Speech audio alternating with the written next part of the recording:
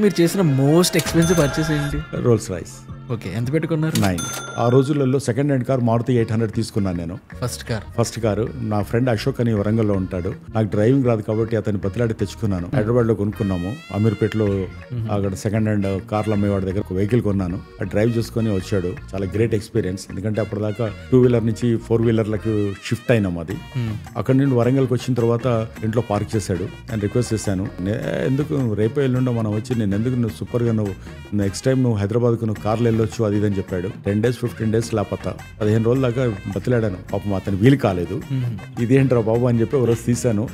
Gear లో పోయి నేను రివర్స్ లో వేసాను. పోయి వెనకెళ్ళి కొట్టేసింది. అది బంపర్ పోయింది. ఆ రోజులలో 1400 అంటే పెద్ద అమౌంట్. 1400 ఎలాగ పోయింది కదా అని చెప్పేసి అది వెనకనైతే తీయొద్దు ముందుకు పోవాలనుకున్నాను. సో అట్లా డ్రైవింగ్ కూడా నేను సెల్ఫ్ గా నేర్చుకున్నాను. అది